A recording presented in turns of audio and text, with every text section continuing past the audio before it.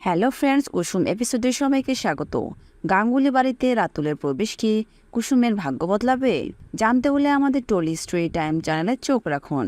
রাতুলের বন্ধু সঞ্জয় রাতুলকে ফোন দিয়ে বলল, গাঙ্গুলি বাড়িতে লোগো ডিজাইনার সিলেক্ট করা হচ্ছে, তুই একবার চেষ্টা করতে পারিস। রাতুল বলল, আচ্ছা ঠিক আছে, আমি এখন লোগো ডিজাইন জমা করে দেব।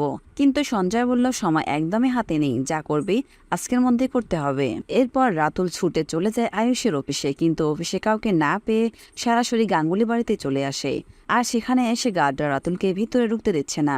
রাতুল বলে, প্লিজ আমাকে ভিতরে যেতে দিন, আমার কাজ আছে ভিতরে, আমি শুধু স্যারের সাথে একটু দেখা করে চলে আসব। কিন্তু গার্ডরা কোনোভাবেই তাকে ভিতরে যেতে দিচ্ছে না। ঠিক সেই মুহূর্তে কুসুমও বাজার সেরে বাড়িতে আসছিল। কুসুমকে দেখে গার্ডরা দরজা খুলে দিলে রাতুল বলে, থ্যাংক ইউ সো মাচ। কিন্তু গার্ডরা বলে, আমি আপনার জন্য দরজা খুলে দেইনি, পেছনে যে আসছে তার জন্য দরজা খুলে দেওয়া হয়েছে।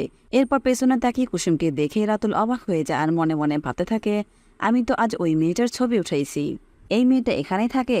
এরপর কুসুম আসলে বলে, ম্যাম আমি একটু ভিতরে যেতে চাই, কিন্তু এরা যেতে দিচ্ছে না, আমার একটু কাজ আছে স্যারের সঙ্গে। আমি অফিসেও গিয়েছিলাম, কিন্তু ওখানে দেখা পাইনি বলে বাড়িতে চলে এসেছি। তখন কুসুম বলল, বাইরের কাউকে তো এখানে অ্যালাউ করা হয় না। তখন রাতুল বলল, ইন্দ্রাণী গাঙ্গুলি আমার আদর্শ, আমি ছোটবেলা থেকে অনেক স্বপ্ন দেখে এসেছি যে আমি ওনার আন্ডারে কাজ করব। আপনি যদি এমনটা পেতেন তাহলে আপনার কেমন লাগতো?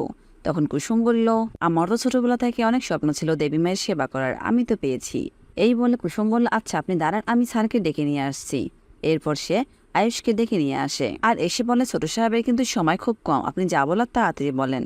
এরপর রাতুল ব্র্যান্ডের লোগো ডিজাইনের কথা বলল, কিন্তু সে মুহূর্তে ইন্দ্রাণীও এসে হাজির। ইন্দ্রাণী বলল, যে সময়ের মূল্য বোঝে না তাকে আমরা কোনোভাবে এখানে অ্যালাউ করব না। তুমি আসতে অনেক দেরি করে ফেলেছো, তাই আর আমরা তোমাকে নিতে পারবো না, তোমার লোগোও দেখতে পারবো না। কিন্তু রাতুল অনেক রিকোয়েস্ট করলো, শুধুমাত্র একটা সুযোগ চাইলো। এই কথা শুনে আয়ুষ বলল, মা ওকে একটা সুযোগ দেওয়া যায় না?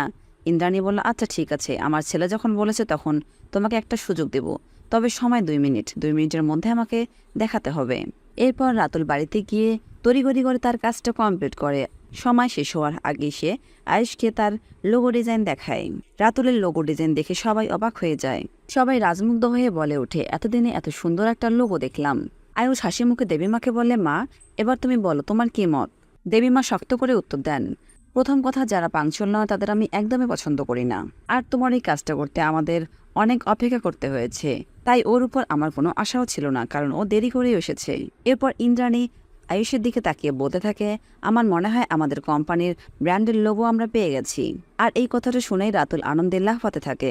এটা দেখে দেবীমা রাতুলকে বলে, এভাবে লাফাচ্ছ কেন? রাতুল লজ্জা পেয়ে বলে, আসলে এক্সাইটমেন্ট ম্যাম। দেবীমা ঠান্ডা গলায় বলে, তোমাকে দেখছি অনেক কিছুই শেখাতে হবে। আর ঠিক তখনই কুসুম চা নিয়ে আসে। কুসুমের হাতে বানানো চা খেয়ে তো রাতুল আরও মুগ্ধ হয়ে যায়। এবার কি তাহলে রাতুল কুসুমকে পছন্দ করা শুরু করে দিয়েছে? ওকে বিয়ের প্রস্তাব দিবে? আর যদি তাই হয় তাহলে ইন্দ্রাণী কি করবে? জানতে হলে আমাদের টলি স্টোরি টাইম চ্যানেলের পাশে থাকুন আর আপনাদের সুন্দর মতামত আমাদের কমেন্ট বক্সে কমেন্ট করে জানাবেন। ধন্যবাদ সবাইকে।